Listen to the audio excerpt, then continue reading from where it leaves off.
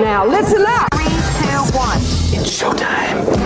That's great. This is ridiculous. 99.3 The Truth. You can't handle the truth right now. Ooh. That's the stupidest thing I ever heard.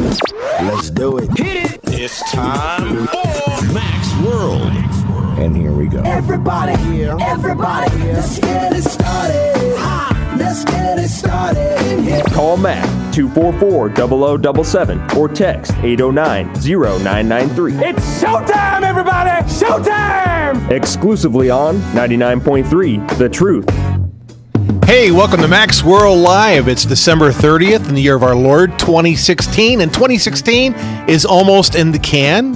Either you're depressed by that or you're happy about that. I'm kind of neutral. It doesn't matter to me so much. It's another year gone by. Looking forward to 2017, and later this show we're going to talk about our 2017 predictions. I'd like to encourage you to call in with your own predictions. You can call 515-244-0077 or use the Service Legends text line at 515-809-0993. And you may have figured out that this is not Mac McCoy. This is Shane Vanderhart. I co-host with my co-host who's in studio with me, Brian Myers, Caffeinated Thoughts Radio, that's heard on this station at 8 a.m. and 6 p.m. on Saturdays. So, but we do have Mac in studio with us. The one, the only, the myth, the legend. We're turning the tables on Mac. Mac is going to be we're going to interview Mac. Can I make a prediction for 2017? You can, since you're going to, since we'll get into this after you leave. Frank's going to have a tragic accident and end up dead. And there'll be no suspects. There'll be no alimonies. No, not alimony. You will have an accident. Alibis. I'll have alibis. Chris will have alibis. Jeb won't. We might throw Jeb under the bus. Now, we are recording this, right? So the police will have evidence. Frank was just maybe going to have an accent rather than accident. Accent. How about, I like that prediction better. Frank, you will have an accent in 2017. How about if he just talks good English? There we go. I mean, I just like, have him talk good English. Like Queen's English? You speak well. No, just proper vowels. I done seen him running down the road. That may fly in Berwick, but it doesn't fly on Merle Hay Road. Run, Jane, run. Okay. Catch, spot. So, Mac, you recently came back from Israel, and I have to ask, was Mossad following you around when you were there?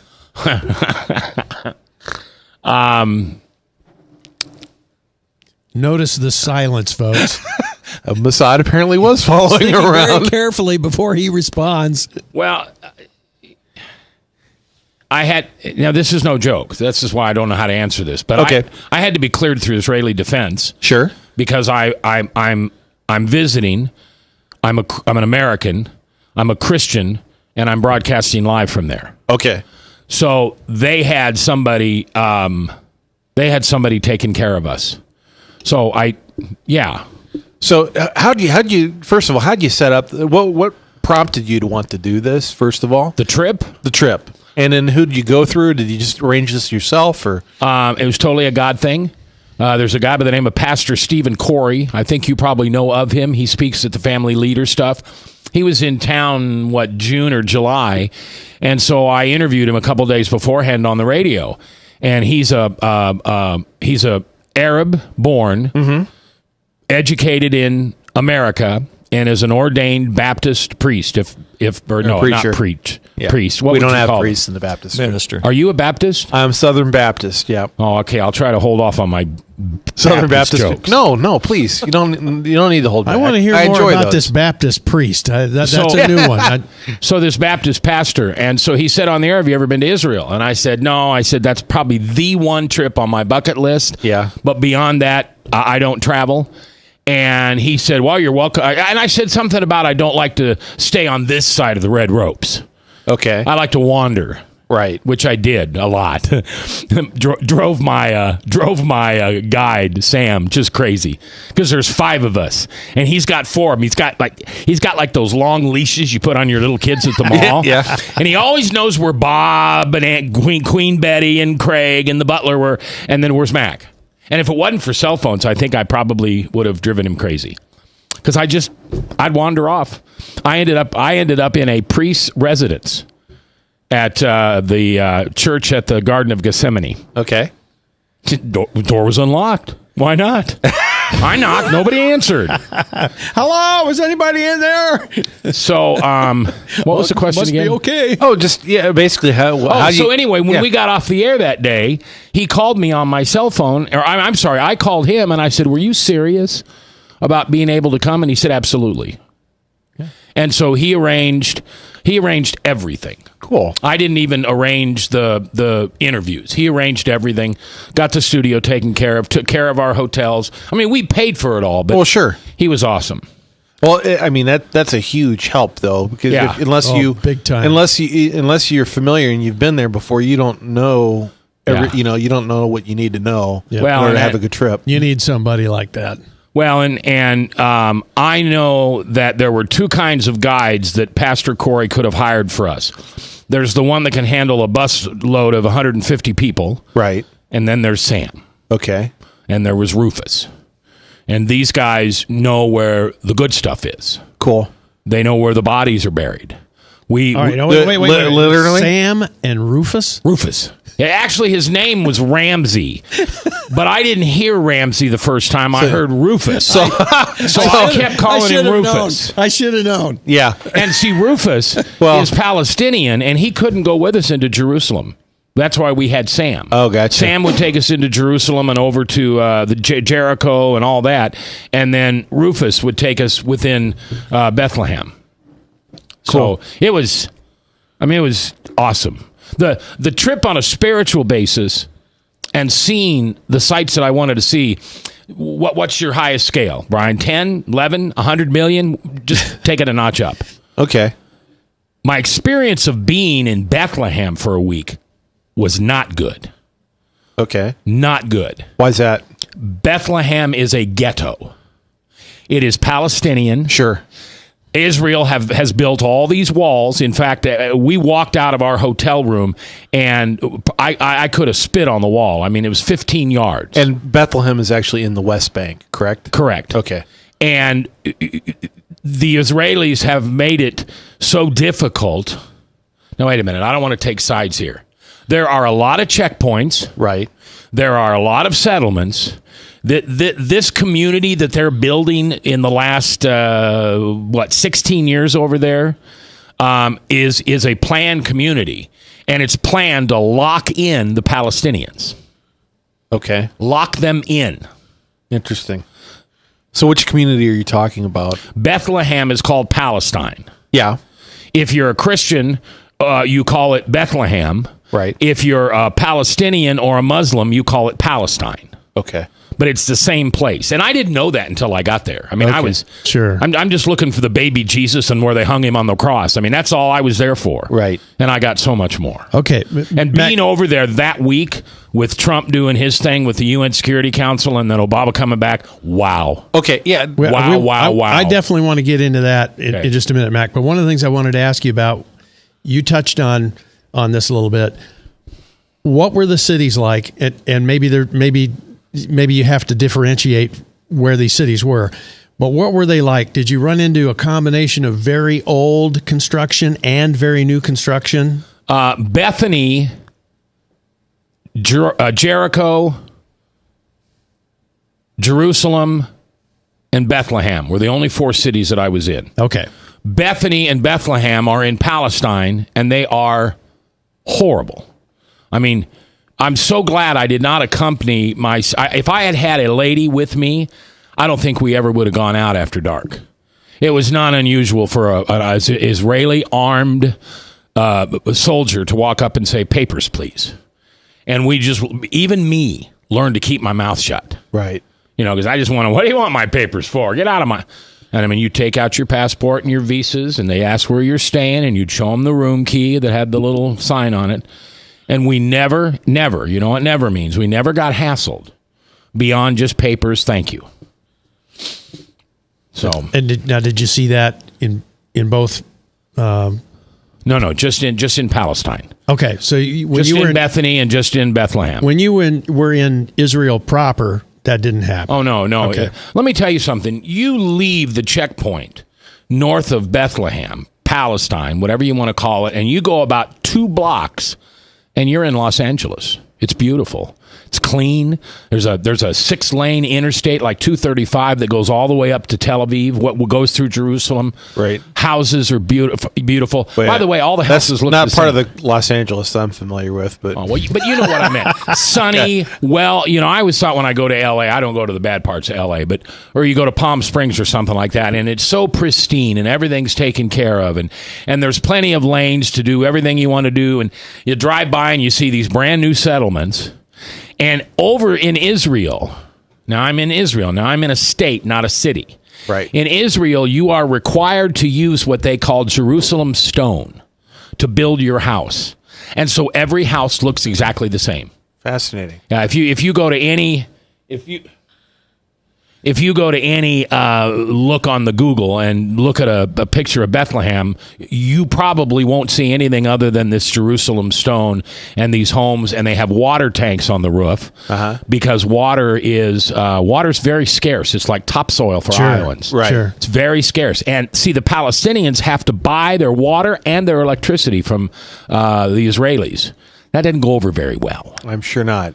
Every day the power would flicker and go out and the whole 9 yards. Anyway. What was your view of the wall that was built between... Oh, we're running low on time. We'll have to get back into that next segment. Well, Frank took the whole thing and talked. I had no time.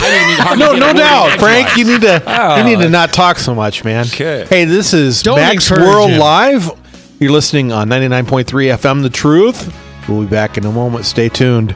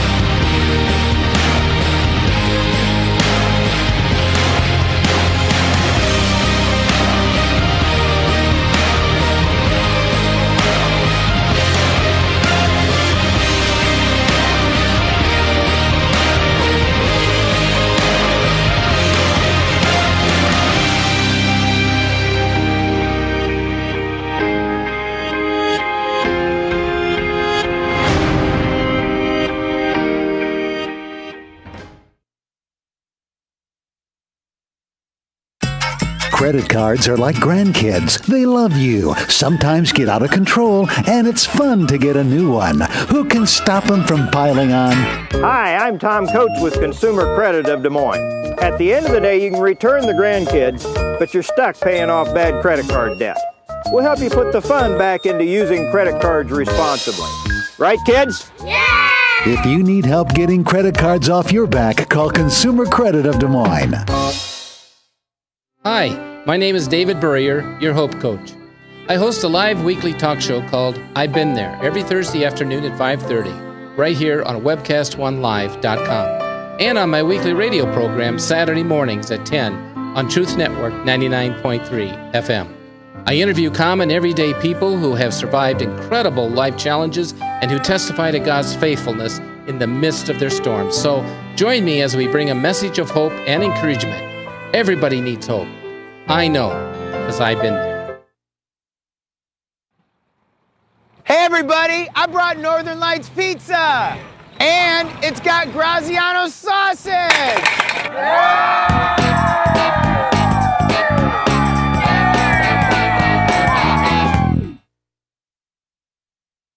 Rockton Prevention is celebrating 25 years of creating a caring community. We want to say thank you to the tens of thousands of Rock High School mentors that have carried our message of health, love, and encouragement to over 1.5 million children, teachers, and parents. Our mentors teach children methods and skills to prevent bullying and drug use. Thank you to all the school administrators, teachers, and counselors for their opportunity to serve you. Rock on, fair citizens. Rock on.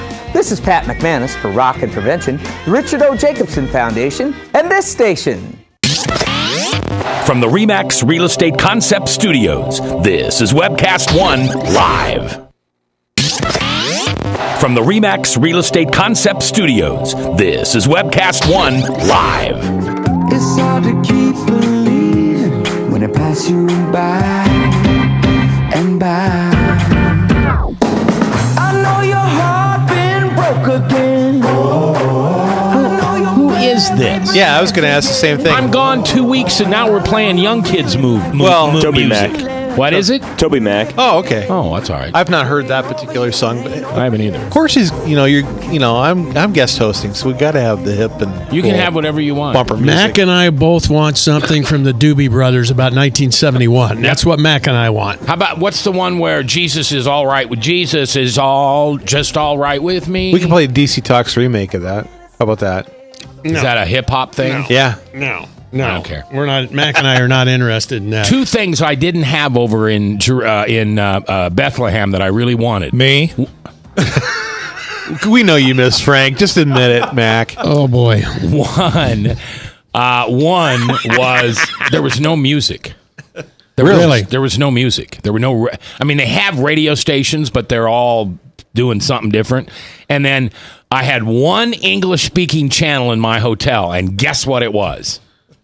The Clinton News Network. Perfect. That's all I had for 10 days. Hey, wait. Frank. I'm sorry, Okay. Mac. I'm sorry, Mac. I'm leaving now. I'm That's sorry, it. Mac. Frank. I'm sorry, Mac. That's all right. Don't big deal. All right, question for you. Yeah.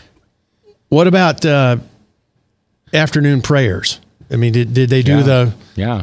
Do the loudspeakers? I'm sure that's and all that? exactly what that sounds like, too. Could you do that again? The loudspeakers come on, and, of course, it's not in a language I understand. Arabic, yeah. And you would see men walk out of their shops, whether they work there or own them, face east and pray. But you never saw a woman. Women would just, disappear when those call for prayers came out. Well, see, that's interesting. I knew you said there was no music, and I guess that could maybe qualify as music. I think that's interesting because I If know Frank qualifies as a WWE star, you can call that music. because I thought women had to respond to the call of prayer as well and face east, in that case Mecca. I didn't. I never saw that. But they just they can't. I know they don't pray with men. Yeah.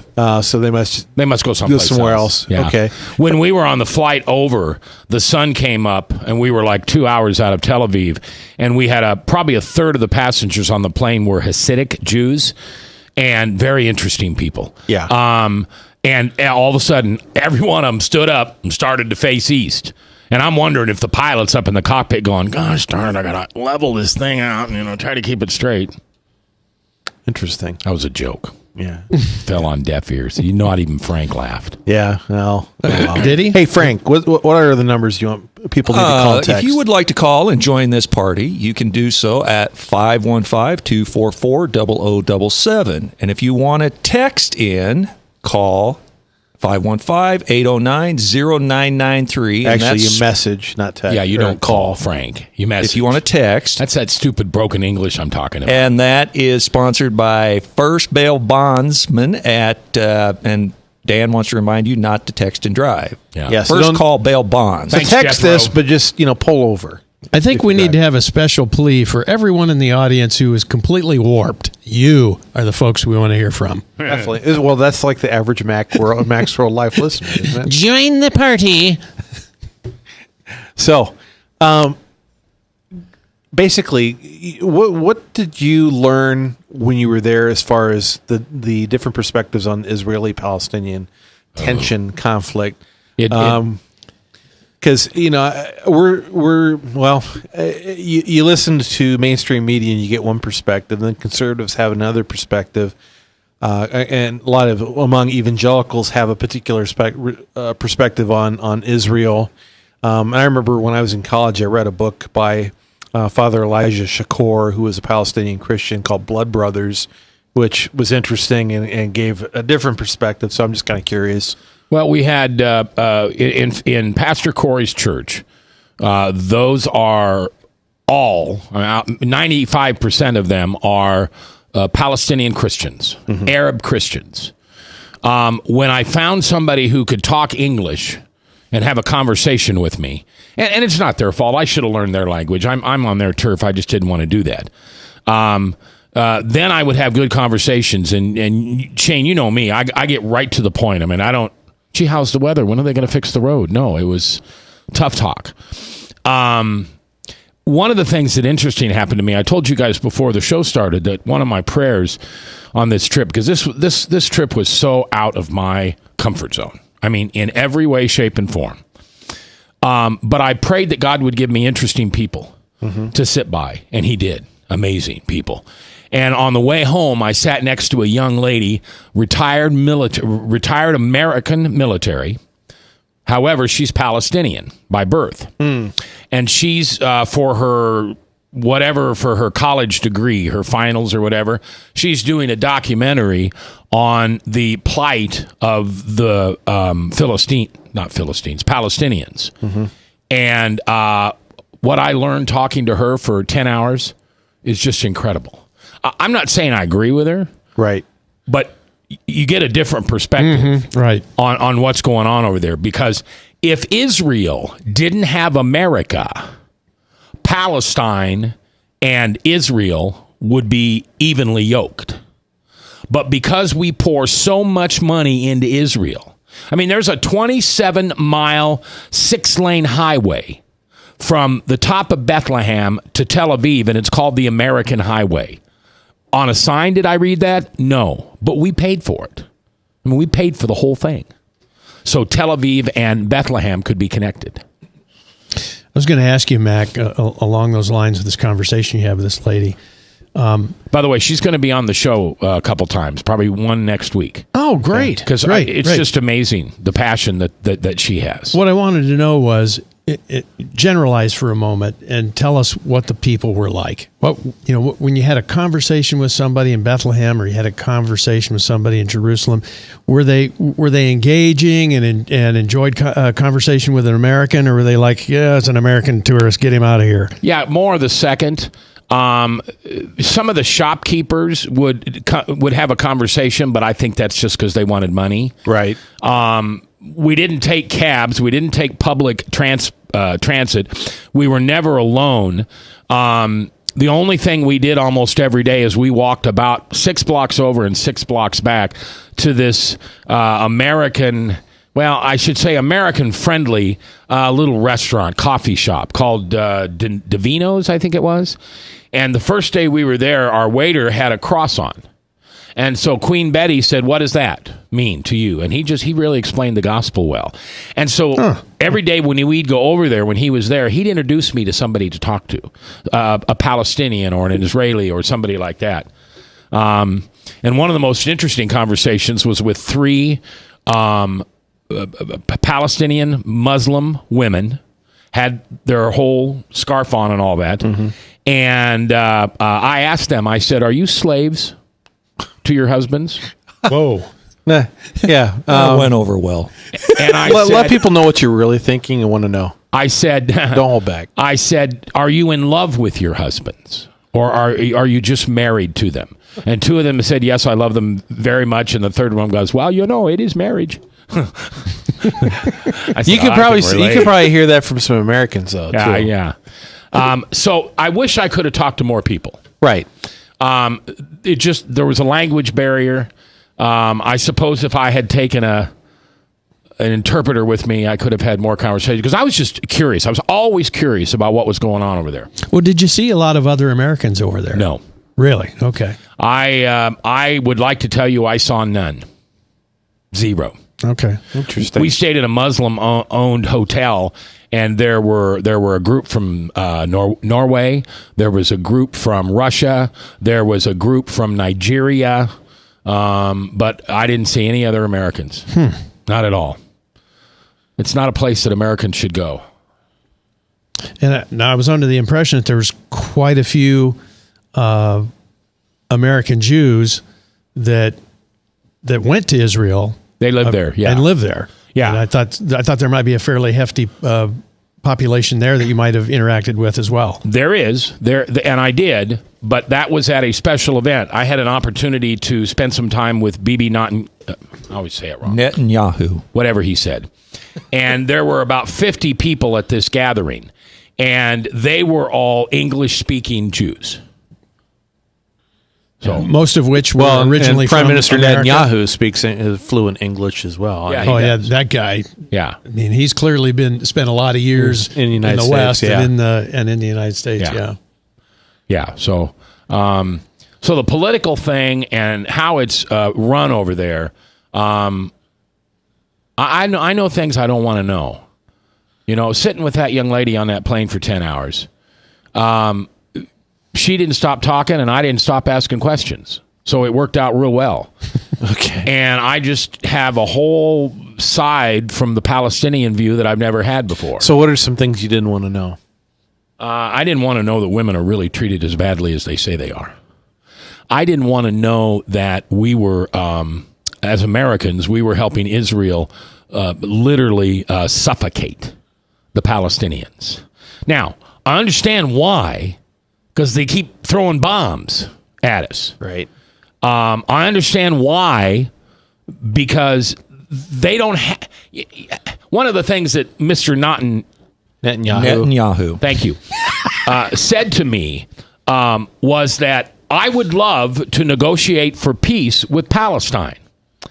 Who do I negotiate with? Is it Hamas?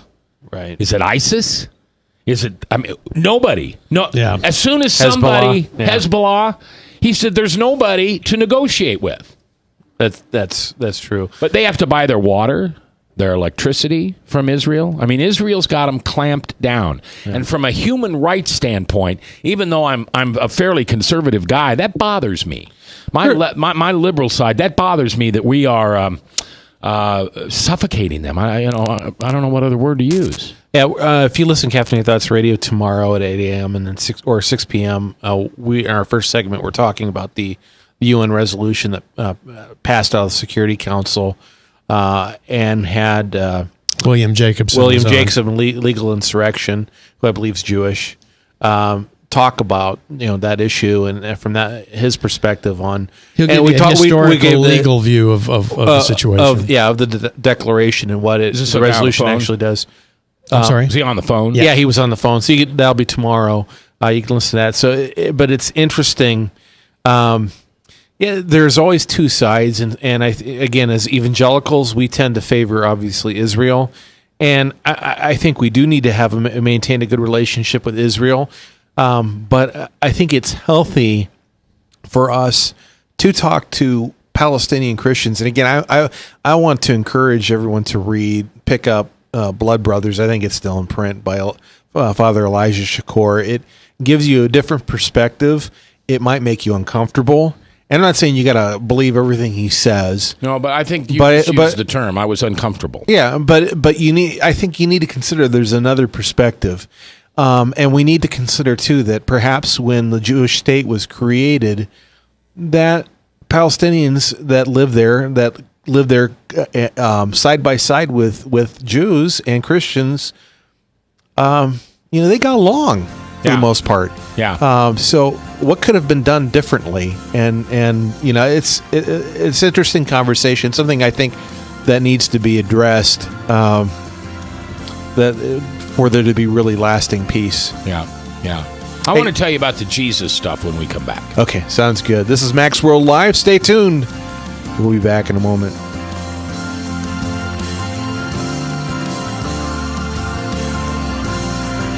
Northern Lights Pizza's amazing garlic butter makes amazing breadsticks. Now available in 12-ounce bottles at Northern Lights, Hy-Vee, and Graziano's. Northern Lights Pizza. I'm Brian Leach, owner of Service Legends, and my position is Chief Talent Officer. I'm Nicholas Wonderscheid. I am Bernie Homs. And I'm the Service Manager. Marketing Director and Client Relations Manager.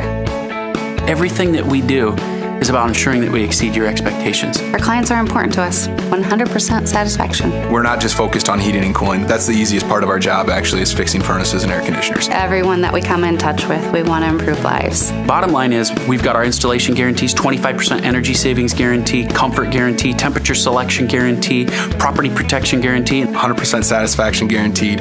Fixed rate or it's free. All of those guarantees are backed up with a 100% money back guarantee to hold ourselves accountable to making sure that you get what you're after. Just fixing the problem today. If they have another problem 5 days down the road, it's still fixed rate or it's free. We use what's called straightforward pricing. Our technicians are going to give you an exact to-the-penny price on what it's going to take before they move forward with any repair. That way you know what to expect. It's the same price every day. No surprises. If you get off work at 5 o'clock in the afternoon, you come home, you realize that, oh, my furnace is broken. Now you need to call somebody out that night. You shouldn't have to pay more for that. We're guaranteeing service 24/7. We run afternoons, evenings, nights, weekends. We're staffed to work that. Phone rings at 3 in the morning. You'll get one of our representatives answering the phone every time. We're not sending you out to Timbuktu in some call center. It's our Service Legend team members, our mission control team. I'll take a call anytime. And then they answer the phones the same way during the day as they do at night. It's a great day at your service company. How can we make you smile? That's the only way to provide true 24-hour service. When you're able to let somebody actually live in their home safely when they weren't able to do that before, where they don't have to stay up at night and worry about, is the heat going to come back on? Are we going to freeze the pipes? Is the baby in the room next door going to be sick because they got too cold? When you're able to help somebody overcome challenges like that, that's impacting a life. That makes a difference. I get goosebumps thinking about it. I love the team.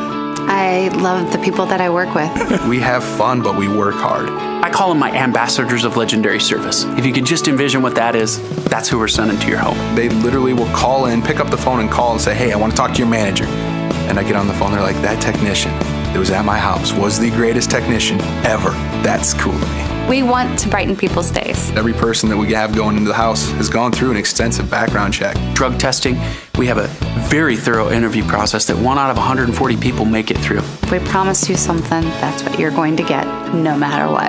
We're here when you need us to protect the safety and comfort of your family. If you're not happy, we're going to make it right. If we're willing to put 100% money back guarantee on what we do, what type of work do you think we do? Give us a call. We're there for you 24/7, 365 days a year. Enough said. From the RE/MAX Real Estate Concept Studios, this is Webcast One Live. God, I'm running for your heart. I'm running for your heart. Till I am a soul on fire. Lord, I'm longing for your ways. I'm waiting for the day when I am a soul on fire. Hey, welcome back to Mac's World Live. This is Shane Vanderhart, but I got Mac in studio with me. The tables are turned, and we are interviewing him. That was a good song, Ryan. We could just keep that playing all segment long. Did you like that one? Yeah, I like that. Okay. That was No. Doobie Brothers. Okay? Okay. Look in your archives. You will find them. Doobie Brothers. Jesus is just all right with me. I think maybe some Hootie and the Blowfish, too. That would be good. Please. Oh, hey, country. We could play some country music. Frank, do you have something for us? Yes, we have. Is it important? Yes, I think so. Several chats. You think so? All right. If it's a chat, definitely. Says Army Brad says, I still say they should have hired Sand International Security to cover them while they were there. Then a text come in and said, instead of the Doobie Brothers... Came in, Jethro. Instead of the Doobie Brothers version, why not the original Birds version? Then Army Brad's back, CNN International, not the normal CNN. Then why is the only person who met the man is the only one who cannot pronounce his name? Yeah, right. That's true. Netanyahu. Say it with me, Matt. Netanyahu. There you go. Netanyahu. Maybe the Arabs can have given them a whole day before attacking. Something about people continually trying to kill you, your family, and everyone you know that makes it hard to deal with them. It is very, yeah. And obviously there's a lot of history. There was some bad blood when when the State of Israel was formed. Obviously you had some Zionist groups that pressured Britain and bombed the King David Hotel and did some things that were inappropriate. Then right away on onset, they were attacked once, the nation was formed, then in 1967 and again the 1970s, and constantly, under siege around them. It's hard not to have a siege mentality when most of your neighbors don't want to recognize your right to exist. Well, and every time that there was a war, virtually all of the neighboring countries went to war against them. Right. I mean, And one of the guys at Pastor Corey's church said, okay, so let's say you have in the corner of your outside your house, in the corner of the house, you have a hornet's nest. And in that hornet's nest, there's a couple of queens. And you could take down the hornet's nest, but you'd kill all these innocent hornets because they're just there feeding the queen. Right. That's the problem with Palestine, is there's just a couple people over there that really want to hurt you. And they really want to hurt you. And they don't have any trouble cutting your head off. And so you try to feel for the rest of them who are just trying to live and raise their kids. And I mean, unemployment is 65%. Right. 65% of the people over there can't work or don't work. Anyway, whatever. Can I just, and I understand what you guys are saying. I just want to remind us all that on September 11th, there was dancing in the street. And yes, and they hate us. They do. They do, which is why you don't. You said Americans shouldn't go to. We shouldn't go to Palestine.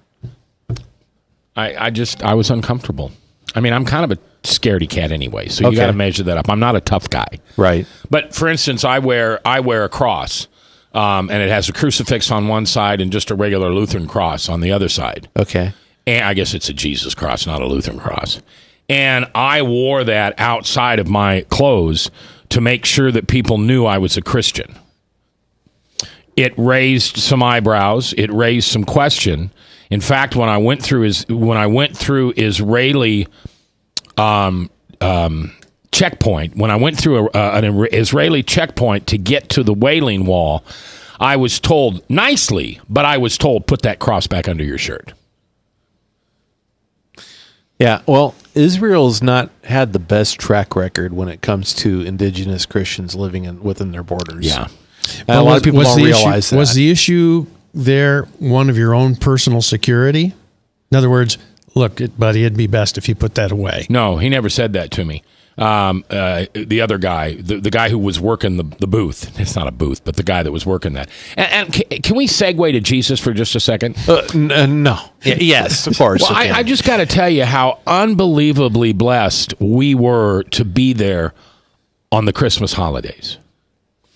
You know, we spent Christmas Eve in a chapel that we shouldn't have been in. Sam got us in. Okay. I thought this might be another one of those deals where the door was open and you just went in. No, Sam got us in there, although I was going to walk in anyway. This is the room that they say they prepared Jesus's body in. This was at the Church of the Sepulchre. And you mean Bethany? Or do you mean in Jerusalem? I'm sorry, in Jerusalem. Inside the old walls of Jerusalem. Okay. And we got to listen to in Latin, fully chanting a Christmas Eve mass.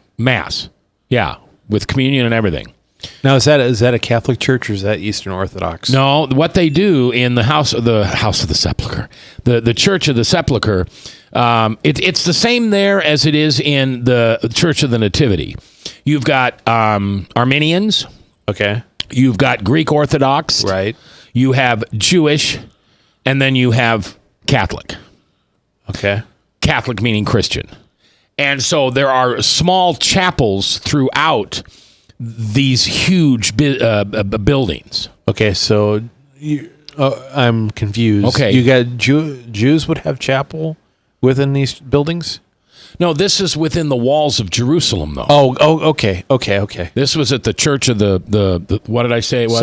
Sepulchre. Okay. There are two places they think Jesus died. One is Gothica, or Calvary. Right. Golgotha. And the Garden Tomb. Right. And we visited that. And then the other one is within this Church of the Sepulchre. Yes. And they make a much better show out of it. Our guide felt that after all the years of him doing this, and his father was a guide before, so this is next generation, that the Garden Tomb is actually the place where Jesus was Buried. Well, he was killed, crucified, and then was buried. Okay. Yeah, I've heard arguments for both. Yeah, and but to honestly, be I don't there- think it really matters all that much. But yeah, To walk those, we walked the 12 stations of the cross on Christmas Eve, obviously inside of Jerusalem. I mean, guys, it doesn't get much better than that. At least for me, it doesn't. And it's just I incredible. think that's a good way to celebrate Christmas is focus on the cross. Yeah. So often I think we focus on, here's baby Jesus. Well, the Gospels they don't spend a lot of time with Jesus' infancy and his childhood, right? Because the whole point of him coming was the cross. Yeah. And when God became flesh and dwelled among us, so he could die for us, so we could have a relationship with Jesus. And that was the whole point. It was a baby fashioned, a baby was fashioned for a Roman cross. I mean, he came to seek and save those who were lost. And I think if we focus too much on his first coming, we lose that. I agree. The resurrection is obviously what's important, right? And so anyway, and the Church of the Nativity, they have this spot where they say he was born. And Sam said something amazing to me. He said, Mac, because I said, how do they know it's right there? And he said, they don't. But it's somewhere around here. And you've got to have some place that you say it was here. So this was a cave that the Church of the Nativity was built on. It is the place where, who's the guy that transcribed the Bible from America? Nobody knows. All right. Well, you didn't finish what you were going to say. Well, he translated the Bible from whatever the original one was into something else. And I think his last name starts with a J. Jerome? Is that who it was? St. Jerome? I believe that's the one you're talking about. That's the Vulgate. Right. That's the translated from the Latin. Vulgate. Okay, so his home for 17 years was right next to the cave where they say Jesus was born. Interesting. So did not know that. A lot of I didn't people either. gathered around that area. Hey, you're listening to Max World Live. Stay tuned. We'll be back in a moment.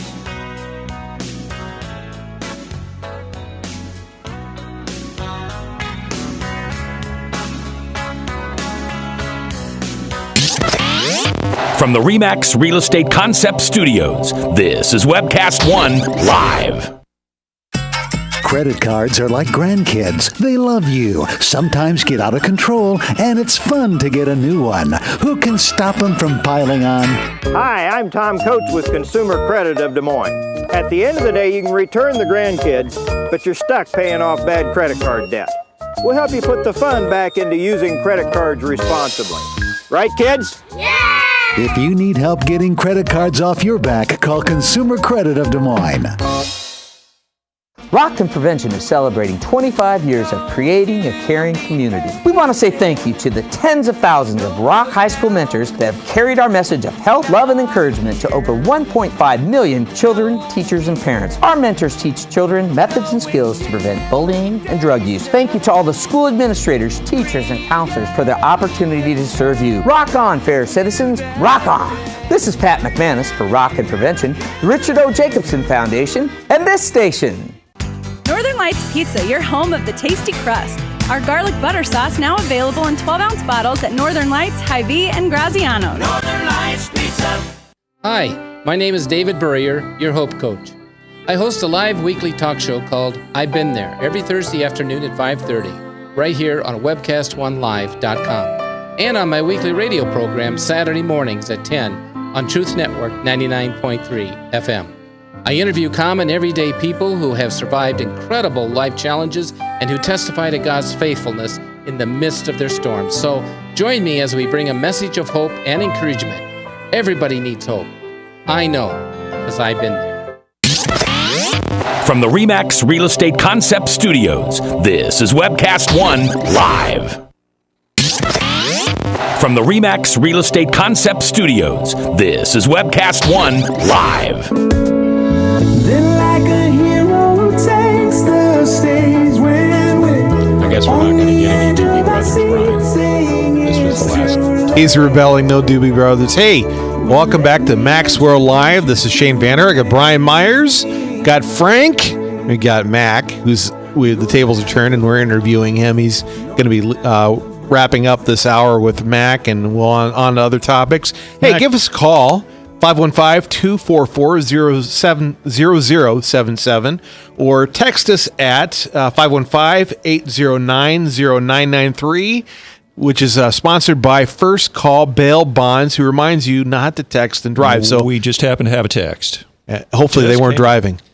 Mac had a learning experience of the other side of the walls of Palestinian territory. What do you guys recommend for the average listener to get better informed of what they are going through, how we can pray, help? I mean, the Christians, the gods, people in that side of the wall. Well, in a couple of months, I will post a documentary that Mary Davis is her name. That's the young lady that I met who's Palestinian who's doing this documentary. And so that'll be one thing we can do. The other thing is, and I'm a Trump guy, but we elected the wrong guy for the Palestinian crew. I mean, it's not going to be pretty. Okay. Anyway, so what did you wanted to know something? Expand on that. That's kind of what we're wanting to know about their perspective on Trump. If Trump, in fact, does move the embassy from Tel Aviv to Jerusalem, that's going to make Jerusalem the capital. And that is going to crank off. How's that going to make? I guess I don't understand how that'll make it the capital. Wherever the American embassy is apparently the capital of that country. Okay. This is what I was told. You wanted to talk about things where people were talking. Is that their perception? Because I think that would require a vote of their parliament, the Knesset or whatever, to officially change the capital. I'm just telling you what they told me. Okay. Well, my recollection, Shane, is that there's quite a movement there. I know to recognize Jerusalem as their. I know they would like that, but I'm not sure just moving the embassy would do that. That's, I guess, what I know it's a perception. That's what they told me. Another text saying, seems like in the USA we only get one side of the story. Yeah, and we do. Well, I think it depends where you get your story But again, from. the Palestinians are the one throwing bombs, building tunnels. They're always attacking Jerusalem. Let me be the contrarian and say you guys need to listen to NPR, because at NPR you will get a drumbeat of support for the Palestinian people. I know. I was going to say, you listen to mainstream media, and a lot of it is Palestinian Authority. No question. And so the left's sympathies are all with the Palestinians. For better or for worse, that's how it is. Does anybody here think there will be a final slap at Israel before Obama leaves office? Tamara Scott offered up a thought yesterday that he may declare or try to have a deal saying that Palestine is a state, a resolution. Sure. It won't pass. He could try. It won't pass the UN Security Council? Well, that's, who knows? I don't want to predict what will happen to the UN. Because, we were over there when this whole stuff came down, and it's no accident that I was there during this time. People ask me, how you feel, kind of like I'm getting married, the bride. So how you feeling? How many more days till you leave? And my answer was always, I'm very humble right now because I want to be teachable, because God has something to show me over there. And I've got to be awake for it. And there were several things that happened to me spiritually over there. But from a political standpoint, when Trump told Syria to get rid of that proposal, and then Obama turned around and did what he did, holy Toledo. I mean, it was like these guys were watching Tom and Jerry the cartoon, and everybody had it on. Yeah. Everybody wants to know. Obama we are immensely powerful in this world. Mm-hmm. Unfortunately, the transition has not been smooth. Unlike the Bush, transition to Obama, President Obama has not been respectful, as far as I'm concerned, for the incoming president-elect. And absolutely, I'm not one who supported him. I was a never Trump guy, but you honor, if you care about the presidency and you recognize the presidency is bigger than one person. You need to respect a orderly transition and not try to sabotage the incoming president. Well, to Frank's point, I think Mr. Obama has already proven that he will be doing everything that within his power to either keep things the way they are or to affect a change away from potential Trump policy as much as he can from now until the end of his term. Now, what that's going to look like, I don't know, but he's already surprised me a couple of times. So the short answer is yes, Frank. I think he'll be a busy beaver. Yeah, definitely. I think he's trying to do more than any lame duck president in my lifetime. It's pretty cool the way the Russians made him look irrelevant. But yeah, the talking heads for Obama's team is almost coming out and acknowledging that it was a U.S. resolution, and there was a lot of arm twisting that went on to get some of these members not to veto it. Yeah, and Netanyahu says he has proof. Yeah, the government denies it. I'm kind of curious what country on the Security Council, because so far, I mean, lately, last few years, it seems like the U.S. has been the only country willing to stand up for Israel. Willing to veto a resolution like that. Well, supposedly I heard they were bending Egypt's arm. Okay. Kerry or somebody had Egypt prime minister or something on the phone bending their arm to go along with the vote. Which I guess I didn't realize Egypt was part of the Security Council right now. Well, I'm in the UN. Yeah. Well, you got we talk about this tomorrow on our show. You got basically resolutions out of the General Assembly of the UN that are basically meaningless, and then you have Security Council resolutions that have some teeth, and obviously you have, I think, 5 nations that are permanent members of the Security Council, U.S. being one of those, and then the other nations rotate on. Well, Mac, it's good to have you back, buddy. Yes. I hope you're over your jet lag. Yeah, I think so. But let me tell you something. Jet lag is real. Oh, yeah. Especially as far as you traveled. I couldn't even imagine. Was it harder going there or coming back? Oh, going there. Oh, my gosh, going there. Far worse going out than it is coming back. Oh, but did you read the blog that I wrote called Mac, The Numbers by Mac, or Mac by the Numbers? I can't say I did. Read it, because it was 3 conversations I had with people on the plane flying over. Is it on your Facebook page? Yeah. Okay. 2 Israeli men who have 2 Israeli men, one going over to join the army, and the other to go see his girlfriend and try to get her to move home. And then a third woman who still longs for her father, who was killed by the IRA in 1968. Wow. Yeah, definitely. We'll check that out. So, hey, stay tuned, because coming up, we're going to discuss the transition for President-elect Trump and some of the nominations that he has made thus far. And we'll get into 2017 predictions, which I know Frank has probably got some good ones. And maybe resolutions. Maybe some resolutions, too. And, I'm curious, do you make resolutions? Do you keep them? I know I don't, because I generally break them, so why even start? Anyway, hey, this is Mac's World Live. Stay tuned. Thanks for listening, everybody. We'll be back in just briefly.